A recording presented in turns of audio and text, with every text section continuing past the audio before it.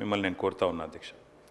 ఎందుకంటే ఇవాళ ఈ రైతు బంధు పథకం కేసీఆర్ గారు ప్రవేశపెట్టిన తర్వాత ఇప్పుడే గౌరవ మంత్రి గారు చెప్పారు అధ్యక్ష. మంత్రి గారు కూడా స్వయంగా రైతు, మాకు ఆత్మీయ మిత్రులు. వారు స్వయంగా వారి గ్రామంలో కూడా వ్యవసాయం చేసే రైతు కాబట్టి ఇంత ముఖ్యమైన సమస్యకు సంబంధించి మరి సావధానంగా దయచేసి వినాలని, సాకల్యంగా మాకు చెప్పాలని గౌరవ మంత్రి గారిని, ప్రభుత్వాన్ని నేను కోరుతా ఉన్నా అధ్యక్ష. మేము ఏదైనా నిర్మాణాత్మక సూచనలు చేసినా, మేము కొద్దిగా విమర్శనాత్మకంగా మాట్లాడినా అది రైతులను వారి ప్రయోజనాలను కాపాడడానికే తప్ప మీ మీద దుమ్మెత్తిపోయడానికో ఇంకోటో కాదు. దయచేసి మంత్రి గారు సద్విమర్శగానే తీసుకోండి, నిర్మాణాత్మకంగా తీసుకోండి. ఇంకా ఎన్నికలకు 4 ఏళ్ల సమయం ఉంది కాబట్టి ఇప్పటికిప్పుడు మనం ఇక్కడ బల ప్రదర్శన చేసి కూడా లాభం లేదనే మాట కూడా వారికి చెబుతూ అధ్యక్ష, ఇవాళ ముందుగా నేను మంత్రి గారికి ఒక విషయంలో వారు చెప్పినందుకు, ఒక వాస్తవం చెప్పినందుకు వారిని అభినందిస్తా ఉన్నా అధ్యక్ష. గత ప్రభుత్వం ఈ పథకాన్ని ప్రారంభించింది. 72,000 కోట్ల పైచిలకు, దాదాపు 73,000 కోట్ల రూపాయలు గత ప్రభుత్వం నుంచి మరి రైతుల ఖాతాల్లో జమ అయినాయి. అదే మాదిరిగా మరి మేము మా ప్రభుత్వం వచ్చిన తర్వాత ఒక దఫా మాత్రమే డబ్బులు ఇచ్చాము, 7,600 కోట్లు 2 పంటలకు గాను ఒకసారి ఇచ్చాము, వానాకాలం ఇవ్వలేదు అని చెబుతూ ఎట్లా మొత్తం 80,000 కోట్లు ఎట్లా ఇచ్చామో చెప్పారు.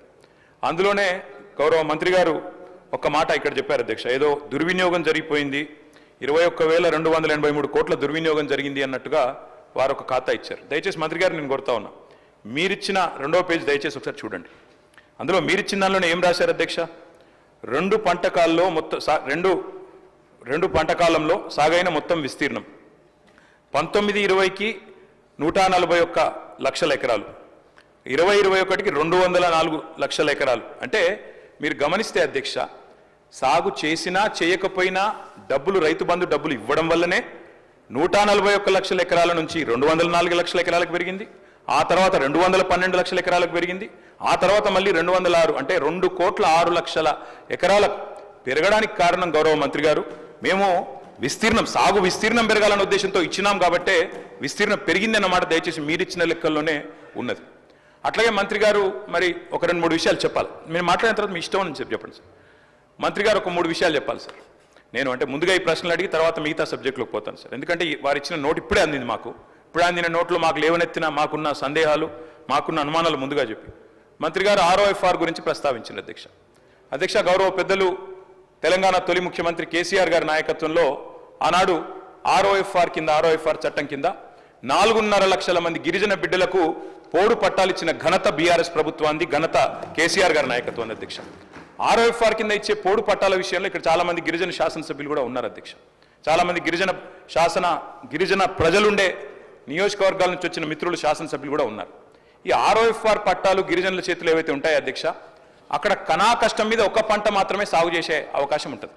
ఎందుకంటే అక్కడ కాలువలు ఉండొచ్చు, ఉండకపోవచ్చు, అక్కడ ఇతర సమస్యలు ఉండొచ్చు, మేజర్ కాలువలు ఉండకపోవచ్చు.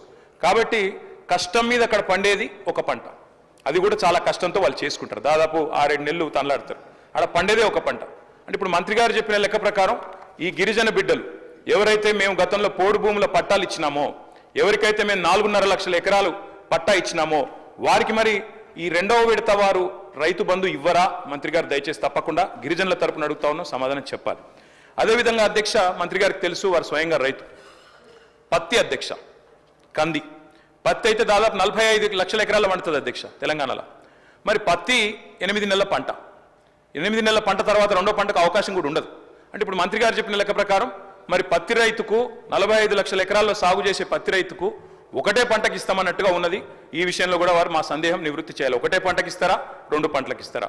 కంది కూడా సేమ్ అధ్యక్ష, మీ వికారాబాద్ జిల్లాలో కూడా కంది విస్తృతంగా పండిస్తారు, అది కూడా 7-8 నెలలు. అదే నన్ను చెప్పనండి మంత్రి గారితో విజ్ఞప్తి. ఇంకో రకంగా వెళ్ళొద్దు, ఇది కేవలం మేమేమీ చెప్పలేదు. గత ప్రభుత్వంలో జరిగినటువంటి విధి విధానాలను మేము ముందుంచాము. మీరు ఏది చెబితే దాన్ని అమలు చేయాలనే ఆలోచన తప్పితే ఆ పంటకి ఎంత ఇస్తారా, దీనికి ఎంత ఇస్తారు అనేది మేము నిర్ణయమే చేయలేదు. మీ సూచనల తర్వాతనే నిర్ణయించబడుద్ది. కాబట్టి మేము ఇంతవరకు ఈ ప్రభుత్వం రైతు భరోసా మీద నిర్ణయించలేదు. కాబట్టి మా నిర్ణయాలు అందులో ఏమీ లేవు. కాబట్టి మా మీద దేన్ని కూడా మీరు రుద్దొద్దు అని చెప్పి గౌరవ సభ్యులకి మనవి చేస్తాం. ఏం చేయాలో, ఎట్లా చేయాలో, పత్తికి ఏం చేయాలో, చెరుకు ఏం చేయాలో మీరు చెప్పండి. దాని ప్రకారంగా ప్రభుత్వం భవిష్యత్తులో నిర్ణయిస్తుందని చెప్తున్నాం అధ్యక్ష. ఒకవేళ కోసే ప్రయత్నమే లేకపోతే అటు రైతు బంధు పథకాన్ని కోతలు పెట్టే ఉద్దేశం లేకపోతే వారు పీఎం కిసాన్ గురించి చెప్పరు అధ్యక్ష. పీఎం కిసాన్ లెక్కలు నా దగ్గర ఉన్నాయి. పీఎం కిసానే ప్రామాణికంగా తీసుకుంటే అధ్యక్ష దాదాపు 25% మంది రైతులకే వస్తుంది తెలంగాణలో. ఇప్పుడు వస్తున్న రైతుల్లో 25% మందికి వర్తిస్తుంది. ఒకవేళ పీఎం కిసాన్ మార్గదర్శకమే మీకు మార్గదర్శకం అయితే, మంత్రి గారి స్టేట్మెంట్లోనే పీఎం కిసాన్ గురించి చెప్పినారు కాబట్టి పీఎం కిసాన్ అనేది చెప్పాము. ఇవ్వమంటే ఇస్తాం, ఇవ్వమంటారా వద్దంటారా మీ ఇష్టం అంటున్నా. మేము అది కోత ఇస్తాము, కోతలు విధిస్తామని మేము అందుట్లో చెప్పామా? మరి మాకు అర్థం కాదు ఏంటంటే యథాతథంగా ఉన్నదున్నట్టు ఇచ్చేందుకు చర్చ ఎందుకు సార్? మరి యథాతథంగా రైతు బంధు ఉన్నదున్నట్టు ఇస్తే, యథాతథంగా ఉన్నదున్నట్టు ఇస్తాం, మేము కోతలు పెట్టాము అనుకుంటే చర్చ ఎందుకు? ఇంకా యథాతథంగా ఇవ్వచ్చు, 15,000 ఇవ్వచ్చు. ప్రజాభిప్రాయం ప్రకారంగా, మీ అభిప్రాయం ప్రకారంగా విధి విధానాలు నిర్ణయించబడతాయి.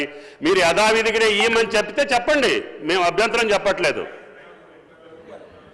అధ్యక్ష ఇంకొక 2 అనుమానాలు మంత్రి గారి స్టేట్మెంట్ నుంచి ముందు అవి చెప్తాను అధ్యక్ష, తర్వాత నా సబ్జెక్టులోకి వస్తా అధ్యక్ష. అధ్యక్ష వారు చెప్పారు పత్తి 8 నెలల పంట, కంది 8 నెలల పంట, మరి ఒక పంటకి ఇస్తారా 2 పంటలకు ఇస్తారా? మంత్రి గారు తమ సమాధానంలో ప్రభుత్వ విధానం ఏందో చెప్పాలి. ఆర్ఓఎఫ్ఆర్ అంటే అల్టిమేట్గా మరి చర్చ జరిగిన తర్వాత ప్రభుత్వం నిర్ణయం చెప్పాలి కదా, లేకపోతే ఎందుకు చర్చ?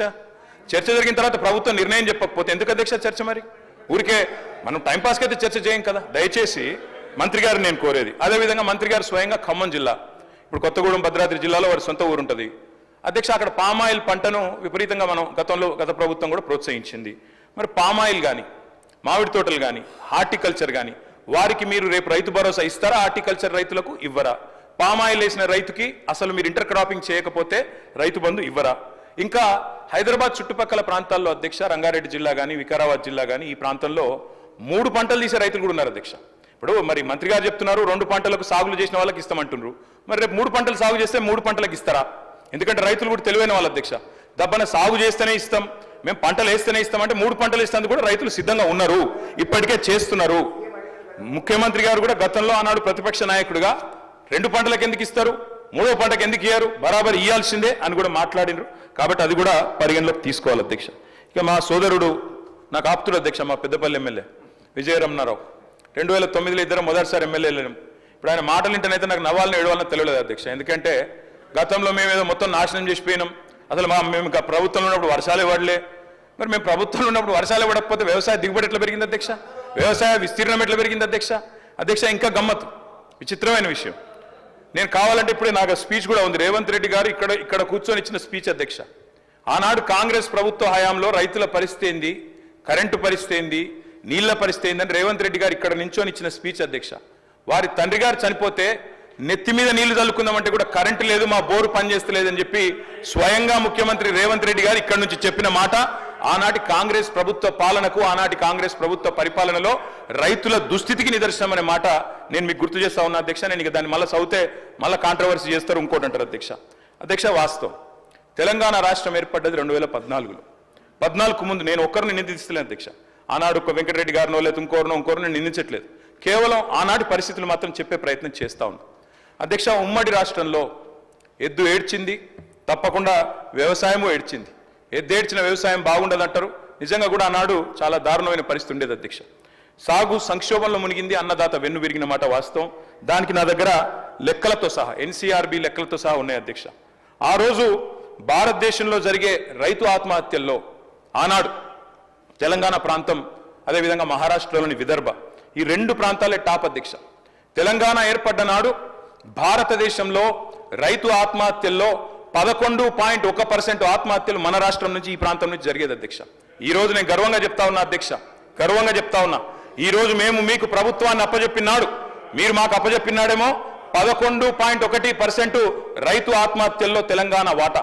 మేము మళ్ళీ తిరిగి మీకు అప్పజెప్పినాడు భారతదేశంలోనే అత్యల్పంగా 1.5%తో మీకు అప్పజెప్పినాం, రైతు ఆత్మహత్యలు తగ్గించినాం అనే మాట నేను గర్వంగా చెప్తా ఉన్నా అధ్యక్ష. దానికి కూడా ప్రామాణికం రేవంత్ రెడ్డి గారు అధ్యక్ష. ఇది ఆయన అడిగిన ప్రశ్న, ఆనాడు పార్లమెంట్ సభ్యుడిగా పార్లమెంట్లో రేవంత్ రెడ్డి అడిగిన ప్రశ్న చదువుమంటే చదువుతా అధ్యక్ష. మల్కాజ్గిరి ఎంపీ గారు అడిగినారు ఆనాడు కేంద్ర వ్యవసాయ శాఖని, తెలంగాణలో రైతు ఆత్మహత్యల సంగతి చెప్పండి అని చెప్తే మొత్తం సావధానంగా లెక్కలు చెప్పి కేంద్ర ప్రభుత్వం చెప్పిన మాట అధ్యక్ష, 2014లో 898 ఉంటే ఆ తర్వాత తగ్గుకుంటూ 2020 సంవత్సరానికి వచ్చేసరికి 466కు తగ్గింది. దాంతో పాటు తెలంగాణ కేంద్ర ప్రభుత్వమే వివరణ ఇచ్చింది అధ్యక్ష. దాంతోపాటు అధ్యక్ష ఎట్లెట్లా సాగు విస్తీర్ణం పెరిగింది, ఎట్లెట్లా రైతు ఆత్మహత్యలు తగ్గినాయి, ఆ లెక్కలు కూడా మొత్తం ఆర్బీఐ లెక్కలు నేను గౌరవ సభ్యులకు మీ ద్వారా పంపుతాను అధ్యక్ష. దయచేసి వారికి ఇవ్వాలని చెప్పి కూడా నేను కోరుతా ఉన్నా అధ్యక్ష. ఆ రోజు పరిస్థితి ఏంటంటే నెర్రెలు బారిన నేలలు, ఆనాడు ఎండిపోయిన చెరువులు, చిన్ననీటి వనరులను పట్టించుకోలే, కరువు, కన్నీళ్లు, అప్పులు, ఆత్మహత్యలు. ఇది వాస్తవం అధ్యక్ష. ప్రాజెక్టులు లేవు తెలంగాణ ప్రాంతంలో, సాగునీరు లేదు, బొక్కబోర్ల పడే పరిస్థితి. మూసంపల్లిలో నల్గొండ కాన్స్టిట్యున్సీ అధ్యక్ష రామరెడ్డి గారు అంటారు అధ్యక్ష. ఆయన ఒక్క రైతు 57 బోర్లు వేసిండు అధ్యక్ష ఆయన పొలంలో. ఆయన పేరే ఊళ్ళో బోర్ల రామరెడ్డి అయిపోయింది అధ్యక్ష. అట్లా కరెంటు కోతలు ఒకవైపు, కాలిపోయే మోటార్లు మరొక వైపు, పేలిపోయే ట్రాన్స్ఫార్మర్లు మరొక వైపు, అర్ధరాత్రి వచ్చే కరెంటు కోసం ఆనాడు కరెంటు వెట్టవై షాకు చచ్చిపోయిన రైతులు లెక్క తీస్తే అదే చాంతాడంత ఉంటుంది అధ్యక్ష.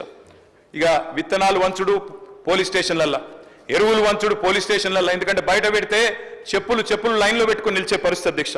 ఇట్లా చెప్పరాని తిప్పలతో ఆనాడు ఉమ్మడి ఆంధ్రప్రదేశ్లో రైతన్న గోసపడ్డాడు అధ్యక్ష. గోరేటెంకన్న గారు అధ్యక్ష ఈరోజు మన ఎమ్మెల్సీ, ప్రజా కవి. వారి మాటలు చెప్పాలంటే అధ్యక్ష, సేతానం వేడుందిరా తెలంగాణ సేలన్ని బీల్లాయరా అని చెప్పి ఒక కవి, ప్రజా కవి తన రైతు ఆవేదనను రైతు బిడ్డగా చెప్పే పరిస్థితి చేసినాడు అధ్యక్ష. అధ్యక్ష చేను గట్ల మీద స్వయంగా ఆత్మహత్యలు మనం చూసినాం అధ్యక్ష గతంలో ఉమ్మడి ఆంధ్రప్రదేశ్లో. ఆనాడు ఆత్మహత్యలకే కేర్ ఆఫ్ అడ్రస్ గా మారిపోయిన పరిస్థితి మా విప్ గారు లేచినారు అధ్యక్ష. వారికి కూడా నేను గుర్తు చేస్తా ఉన్నా. మా సిరిసిల్ల జిల్లాలో వెంకటాపూర్ అనే గ్రామం ఉంటుంది అధ్యక్ష. వెంకటాపూర్ గ్రామంలో మునిగే ఎల్లయ్య అనే ఒక దళిత రైతు అధ్యక్ష ఎరువుల కోసం లైన్లో నిలబడి అక్కడనే మూర్ఛ వచ్చి కుప్పగూలి 2012-13 సంవత్సరంలో చచ్చిపోతే ఆనాడు మంత్రిగా శ్రీధర్ బాబు గారు, ఎమ్మెల్యేగా నేను ఇద్దరం కలిసిపోయినాం అధ్యక్ష. ఆ కుటుంబంలో విశ్వాసం నింపే ప్రయత్నం చేసిన.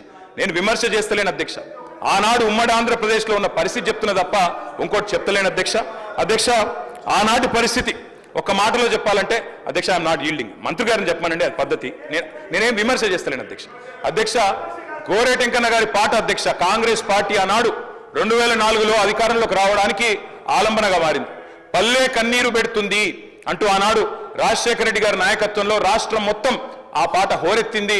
అల్టిమేట్ గా కాంగ్రెస్ ప్రభుత్వం అధికారంలోకి వచ్చింది అధ్యక్ష. ఇది వాస్తవం, నేను చెప్పేది ఏది కూడా అవాస్తవం కాదు అధ్యక్ష, నిజం చెప్తా ఉన్నా. తెలంగాణ పల్లె ఆనాడు కన్నీరు పెడుతుంది అంటూ మనం పాటలు పాడుకున్నాం అధ్యక్ష. తద్వారా ఉమ్మడి ఆంధ్రప్రదేశ్లో మనకు జరిగిన అన్యాయం గురించి